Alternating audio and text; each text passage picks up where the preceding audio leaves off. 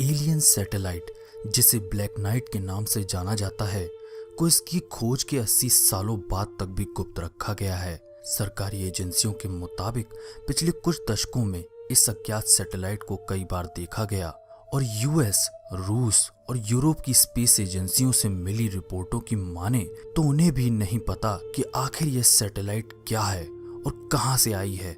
NASA की website पर ऐसे चित्र उपलब्ध हैं जो इसके प्राकृतिक ना होकर किसी के द्वारा बनाए जाने का सबूत देते हैं। दुनिया के कई मॉनिटरिंग स्टेशनों ने किसी ऑब्जेक्ट से अजीब और इर्रेगुलर सिग्नल्स के मिलने की रिपोर्ट दी। इस साल इन रिपोर्टों की पुष्टि स्पेस जंग पर नजर रखने वाली ऑस्ट्रेलियन सैटेलाइट कंपनी मुकेया ने भी की। इसकी खोज शायद इस युग के सबसे बड़े रहस्यों में से एक है और इसे गुप्त भी रखा जा रहा है। मगर क्यों? इस कृत्रिम सैटेलाइट ने 50 के दशक के अंत से ही मीडिया को अपनी ओर आकर्षित किया हुआ है और यह सबसे ज्यादा पॉपुलर स्पेस ऑब्जेक्ट्स में से एक है। ब्लैक नाइट, जिसे पहले रूस की स्पाई सैटेलाइट समझ लिया गया था, ने यूएस सीक्रेट एजेंसियों का ध्यान अपनी ओर खींच रखा है। उनके मुताबिक किसी ऑब्जेक्ट से रेडियो सिग्नल्स मिलने की रिपोर्ट उन्हें पिछले 50 सालों से भी ज्यादा से मिल रही है।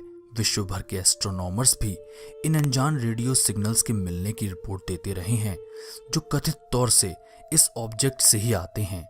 वेनेजुएला में संचार मंत्रालय के डॉक्टर लुइस कोरालोस जब 1957 में स्पुतनिक 2 की फोटो ले रहे थे तो उन्होंने कराकस के ऊपर से गुजर रहे इस ऑब्जेक्ट की तस्वीरें भी निकाल लीं। अचंभे वाली बात यह थी कि स्पुतनिक 1 और 2 के उलट ब्लैक नाइट सैटेलाइट पृथ्वी की परिक्रमा पूर्व से पश्चिम की दिशा में कर रहा था। स्पुतनिक 1 और 2 अपनी कक्षा को बनाए रखने के लिए पृथ्वी की प्राकृतिक परिक्रमा के साथ ही पश्चिम से पूर्व की दिशा में चक्कर लगाते हैं। सवाल यह उठता है कि किसने ब्लैक नाइट को अंतरिक्ष में छोड़ा और क्यों? इसके दिखाई देने का एक वाकया तब का है जब गॉर्डन कूपर अपनी अंतरिक्ष की यात्रा पर गए। अंतरिक्ष के अपने आखिरी चक्कर में उन्होंने दूर एक हरे रंग की चमकती चीज की सूचना दी जो उनके स्पेसक्राफ्ट की तरफ ही आ रही थी। ऑस्ट्रेलिया के मुकेया ट्रैकिंग स्टेशन, जहां कूपर ने सूचना भेजी थी, ने इस ऑब्जेक्ट को अपनी रडार पर पूर्व से पश्चिम की तरफ जाते हुए देखा।